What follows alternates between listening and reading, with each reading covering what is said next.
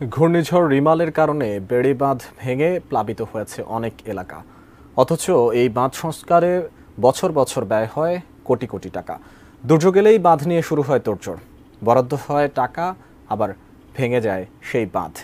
এই চক্র থেকে বের হতে জনগণকে সম্পৃক্ত করে বাঁধ নির্মাণের পরামর্শ বিশেষজ্ঞদের। আমিনুল ইসলামের রিপোর্ট।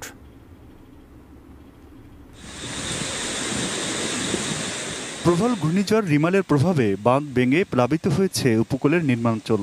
ফসলি জমি ও চিংড়ি ঘের ভেসে প্লাবিত হওয়ায় আর্থিক ক্ষতির মুখে পড়েছেন কৃষকরা, ভোগান্তিতে মানুষ। ঘূর্ণিঝড় আইলে 2009 সালে খুলনা ও সাতক্ষীরা উপকূলের 76 কিলোমিটার বাঁধ পুরোপুরি এবং 362 কিলোমিটার বাঁধ আংশিকভাবে ধসে পড়ে। পরে স্থানীয়ভাবে এসব বাঁধ মেরামত করে পানি উন্নয়ন বোর্ড, কিন্তু কিছুদিন পর আবার বাঁধ ধসে প্লাবিত হয় জনপদ। এবার ঘূর্ণিঝড় রিমালের তাণ্ডবে ওয়াবদা বেড়িবাঁধ ভেঙে খুলনায় উপকূলীয় উপজেলা কয়রা, পাইকগাছা, দাকুব, ডুমুরিয়া ও বটিয়াঘাটার ব্যাপক ক্ষয়ক্ষতি হয়েছে। বাগেরহাটে বেড়িবাঁধ ভেঙে 60টি গ্রাম প্লাবিত হয়েছে। জোয়ারের পানিতে পটুয়াখালীর রাঙ্গাবালী এবং নীলগঞ্জে বেড়িবাঁধ ভেঙে 27টি গ্রাম প্লাবিত হয়। এভাবে প্লাবিত হবার পরে সংস্কারের নামে বাঁধ নিয়ে শুরু হয় সীমাহীন লুটপাট। ফলে কোটি কোটি টাকা খরচ করেও সুফল মেলে না দুর্যোগের সময়। উপকূলীয় মানুষের ভোগান্তিও শেষ হয় না।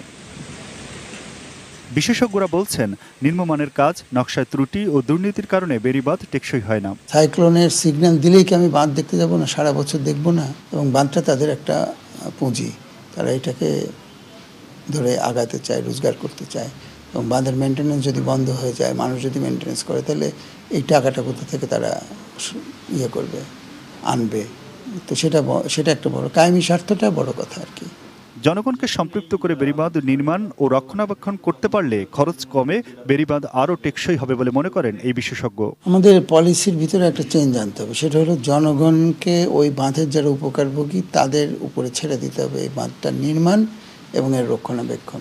নির্মাণের ক্ষেত্রে হয়তো আমাদের কারিগরি কিছু সহযোগিতা লাগবে, সেটা পানি উন্নয়ন বোর্ড দিবে বা যাদের পক্ষে দেওয়া সম্ভব তারা দিবে, কিন্তু মানুষকে সম্পৃক্ত করতে হবে এবং মানুষ বিশেষ করে মেনটেন্যান্সের কাজটা, রক্ষণাবেক্ষণের কাজটা তাদেরকে দিয়ে এবং জায়গাটা লিজ দিয়ে দিতে হবে।